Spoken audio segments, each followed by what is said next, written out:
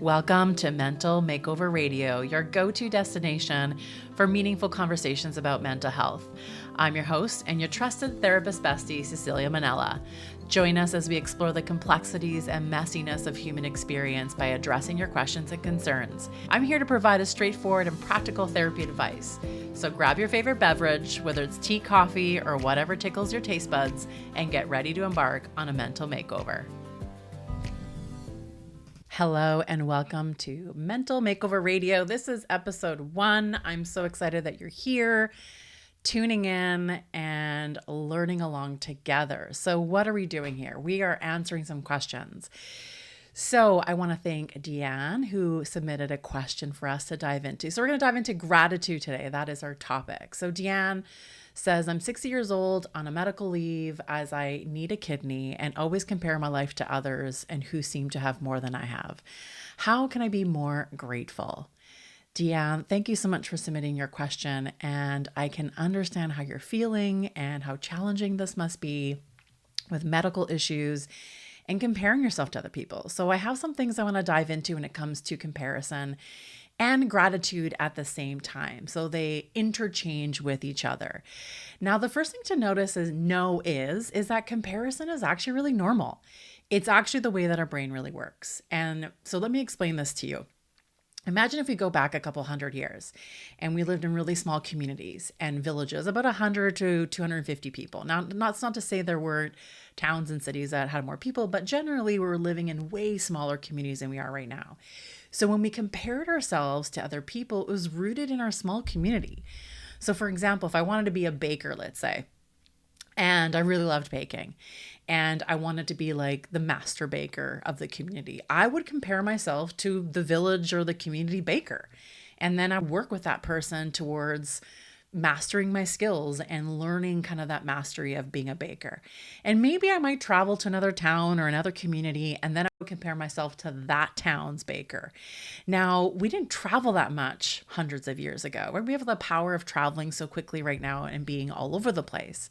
So comparison really served to elevate our skills. And it was always rooted in the context of the community that we lived in. So in that way, comparison worked really well. It helped us level up what we wanted to do, how we learned, and we looked to elders in our community for that comparison. The problem is that today we have the ability to compare ourselves to thousands and thousands of people. We have access to 7 billion people on this planet, which is incredible in so many ways. But what hasn't changed is our brain functioning around comparison.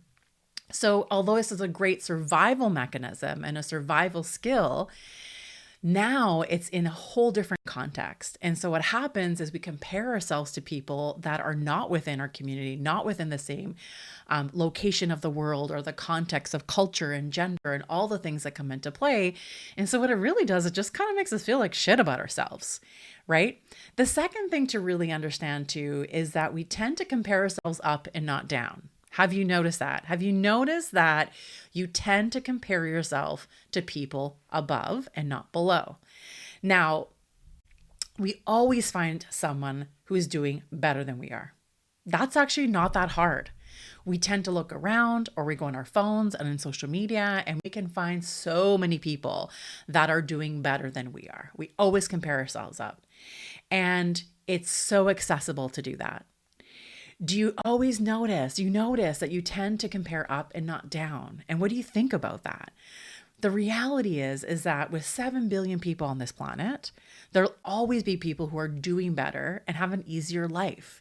And because this is a natural setting of our brain, we don't always think about context. So when we're scrolling social or you're thinking about somebody, we just get a snapshot of things.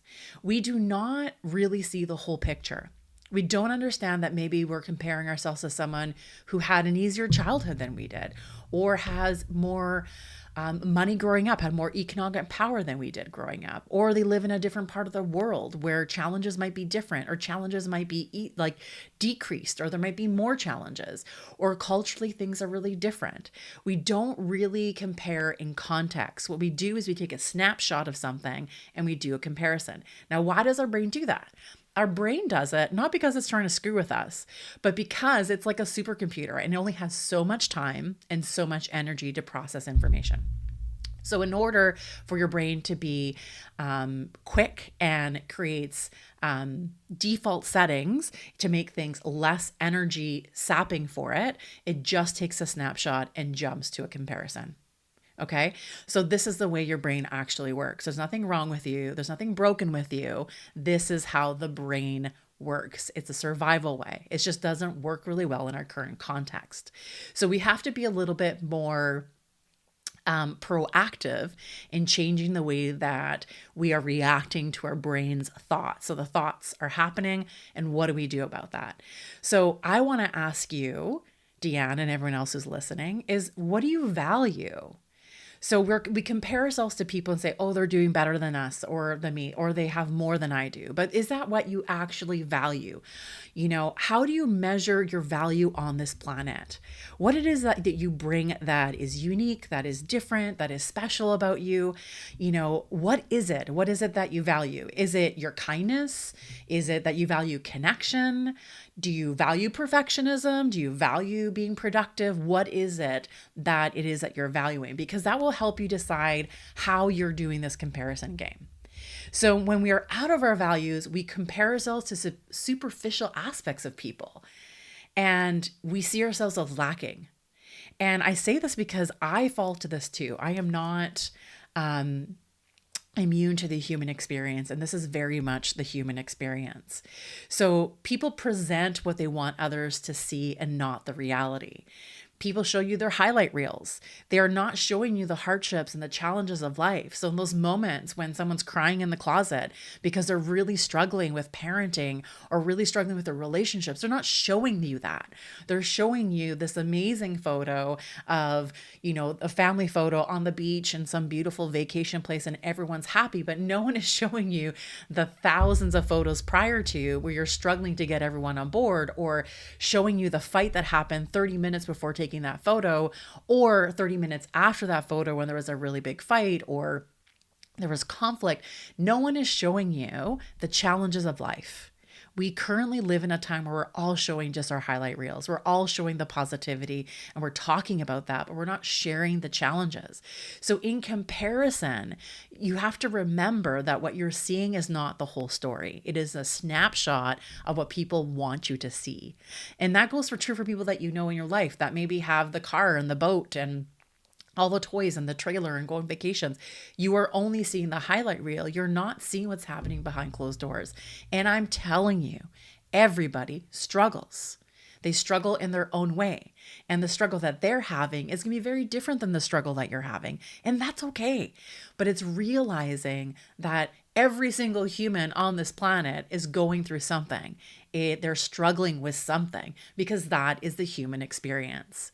We are all struggling and no one gets out of this without having some sort of struggle.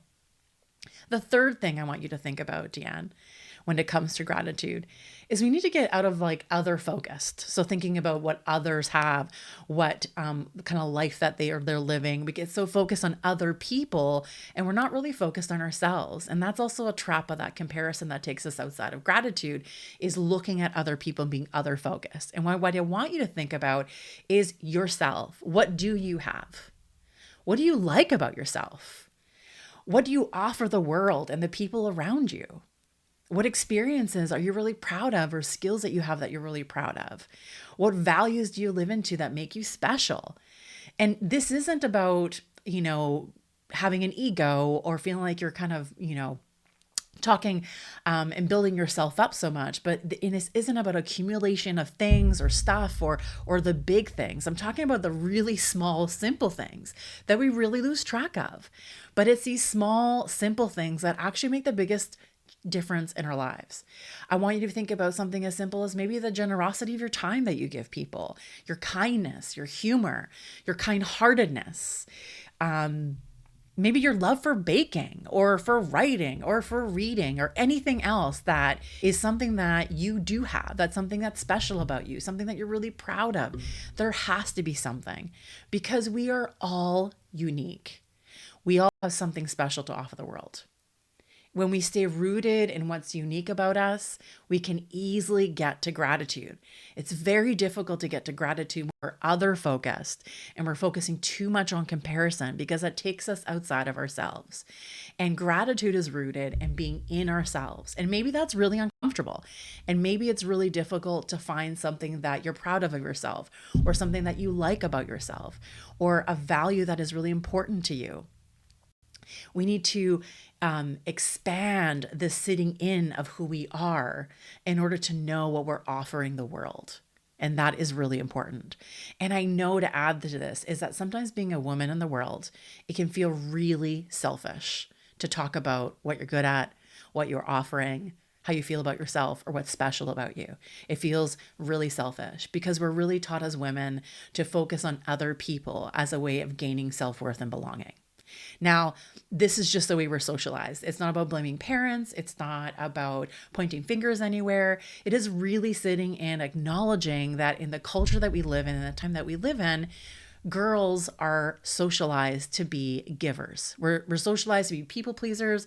We're socialized to care about others above our own needs, our wants, our own desires, because that's how we get our value, is about others.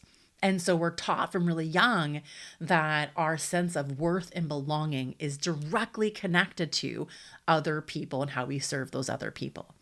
And so in some ways, we're taught to compare from very young. And we bring this into adulthood. And then it feels really selfish to say things like, oh, I'm really proud that I'm a good public speaker, or I'm really good at building things. I'm really good at technology and figuring systems out, or whatever it is. We have a really hard time rooting ourselves into something that is actually good about ourselves, because we are told that the only way we have value, self-worth, or belonging is if it's tied to another person. So we say things like, I'm a really good mom, or I'm really good at taking care of my family, or I'm a really good friend in the way that I show up for other people, or I'm really generous with my time and I do all these things for other people. And so it's tied to others. So we need to get out of being other focused so much and create just a little bit of balance. We're not talking about getting rid of caring for other people. This is not what I'm saying. What I'm saying is we need to shift out of being 100% about other people. And, consider yourself maybe just to start with around 10%. So 90% you can be focused on others, and 10% you need to be focused on yourself. And the goal is to get to a place where that is, hopefully 50-50 at some point. And to kind of battle that feeling of selfishness that comes with it, somewhat like the guilt of being able to put yourself first, or to consider your own needs or your own wants or your own desires, is to battle that guilt and to push it aside, because it's not actually true guilt, in the sense that it was gifted to us, that we should feel bad, or that feel that we're doing something wrong by focusing on ourselves, and that the only way to feel good about ourselves is how much we focus on other people, and how much we're giving to other people, and how much we are self-sacrificing in our life towards other people. And gratitude is about sitting within yourself, being able to recognize, what do I bring to the world? What is it about me that is unique? What is it about me that is special that I can share with the world? So that isn't about being selfish or self-centered or egotistical or narcissistic or any of those things. That is just recognizing that you are a human on this planet and that you have something to provide. And Deanne, I'm telling you, you have something special about you that you're offering the world. I just know it to be true. You may not know what that is yet. And that is something to dig into, is to find that out, be open and curious about that discovery, and making sure that you know what that actually is. The fourth thing I want to tell you about gratitude is that gratitude is actually a practice. And so what does this mean? It is like a muscle that needs to be flexed and needs to be exercised all the time. It is not typical to live in a state of gratitude all the time. If anyone does it, high five to you. I think you're doing freaking amazing, because it is hard. It is hard to be in gratitude. It is an exercise every single day. It is not something you arrive at and it's a one and done. That's just not how it works. It's something we have to practice and we get better at every single time. And it's so hard. Deanne, you are not alone in struggling with gratitude. Let me tell you, I struggle with gratitude for a long time, and I still continue to struggle with gratitude. But I want to share something with you that one of my best friends and I started over a year ago. Maybe it's going on 2 years. I don't really know. She would know better than I would. What we did is, she came up with this idea. So I'm giving her all the props for this gratitude exercise and this practice. And what we did is she came to me and said, hey, I really want to send a text message every single day, and each of us share 3 things that we're grateful for. Now, I'm a therapist and she is not. And I got to say, I kind of roll my eyes just a little bit, but I thought, hey, not a bad thing to practice. Let's kind of do this. Now, this is my best friend I've known for 30 years. Okay. So we've done a lot of kooky things together and we kind of get on board on these fun things. And we started this, and there were a few things that I noticed that started happening. And in this, it allowed me to flex that muscle. So I originally thought I was a pretty grateful person. But when you're messaging someone 3 things you're grateful for, or writing it in a journal, if you don't have someone to practice with, you notice that you're not really allowed to say the same thing every single day. So that was also one of our caveats, was we can't point out the same thing every single day. So I can't list the same 3 things every single day. I had to kind of like flex that muscle. And let me tell you, sometimes coffee was on that list, probably way too often. But what it did, it forced me to flex my gratitude every single day. And some days it was hard. Some days it was so hard that I could not find 3 things. And never mind, sometimes one thing was really hard for me to find some gratitude. 3 things became very, very difficult on sometimes. And it helped me realize some of the seasons that were really hard for me. And that's okay. And it was really good to have that reflection. The second thing that I found super surprising and I was not expecting was I learned so much about my best friend. Like I said, we've been friends for 30 years, and I would have told you that I knew her inside and out and backwards, all her values, all her secrets, all the things. We've known each other since we were 15. So we've known each other for a very long time. And still in this gratitude practice, I learned so much about her. I learned about what's important to her. I learned about what was going on in her days and her weeks. I learned what was close to her heart, things that maybe she was worried about. And she learned the same thing about me. And what happened in our friendship is I felt like we kind of got closer in a very different way, that our relationship became richer in a way that I didn't actually really predict. And it was such a beautiful evolution. And we started to have a lot of fun with things that we were grateful for. And we started to lean into getting to know each other a bit better. We have this assumption that people in our lives, we just know who they are. And the truth is we don't. We're evolving all the time. And it was a beautiful thing. And we still do it today. Not as consistent, I'll say, though. So we are kind of slacking a little bit. So hopefully we'll get back on track. But if you've got someone in your life, if you got a friend, a colleague, it doesn't even have to be someone super close to you, recruit them into this gratitude practice. Deanne, find someone in your life that you can practice this with. If not, grab a journal and do it every single day with the rule that you can't pick the same 3 things in a row or in a week. It has to be something different. And you'll learn that you can have gratitude for really small things. And there's a lot of joy in finding gratitude in the small things. The last point I'm going to make is to recognize that we live in a world that tells us that we need more and we need to be more, that who we are isn't enough. And again, comparison and gratitude kind of play hand in hand. And I want you to know that the bar keeps on moving. I mean, that's the ironic part of all this, right? So the bar and the measure of being good enough is constant movement. So every time you get to a place, the bar is higher and higher and higher and higher. So the game is like you never get there. It's constantly a shifting goal. We are socialized to compare ourselves to others and see others and see ourselves as constantly falling short or lacking in some sort of way. I want you to know that this is how the world is set up, because it is not about something that's wrong with you. This is the world we live in. So what you're struggling with is a natural human struggle. It is not something that's just about you. And I want to ask you, Deanne, and anybody else who's listening, what if you are enough, just the way you are in this moment? Just the way you are, whether you're listening to this in pajamas or on your way to work or at work or running or walking or whatever you're doing, or If you got no makeup on, your hair's a mess, you're not wearing a bra, you're feeling super frumpy, whatever it is, what if right in this moment, you are enough just the way you are? What would that mean to you? What would that change for you? I want you to really dive into this and really think about it. And it's a really great journaling prompt because gratitude isn't a default setting. We have to work to get there and we have to practice in order to get back there when we slip out of it. It isn't a place that we're naturally in. And this isn't about perfection. I also really struggle with comparison, and everyone in my life that I know struggles with comparison. It's a normal human experience to struggle. And I want you to know that gratitude is a little bit of work that takes some implementation.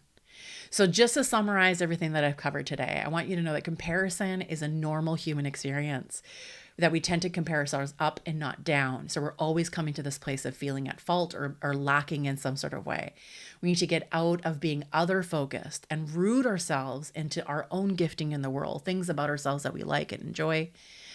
That gratitude is a practice. It's not a way of being all the time. And really recognize that society sets us up for comparison. It's not something that's wrong with you personally. It's actually the world that we live in. And we have to actively engage in a very different way. I hope this was helpful for you. If you have any thoughts or questions or reflections, I would love to hear from you. Thank you for your bravery in submitting your question, Deanne. You'll find that you're not alone in this, that there are a lot of people that struggle with the same thing. If you'd like to be featured on the podcast, there's a link in the show notes for you to fill out. I'd love to hear your question, for you to participate. Thanks for tuning in and being part of the Mental Makeover Radio. And I want you to remember to be brave, be bold, and be well. And we'll see you next week. Thank you for being part of this meaningful conversation today. If you've enjoyed our show, don't forget to hit that like, subscribe, and follow button on your preferred platform. Your support fuels our growth and enables us to reach even more listeners like you. This show would not be possible without you. Take a quick look at our show notes for a convenient link on how to submit your questions for a chance to be featured in our upcoming episodes. Stay connected with us by joining our email list. It's your ticket to staying in the loop about our latest episodes, exclusive sneak peeks, valuable free resources, and so much more. Thanks again for being part of the Mental Makeover community. Be bold, be brave, be well.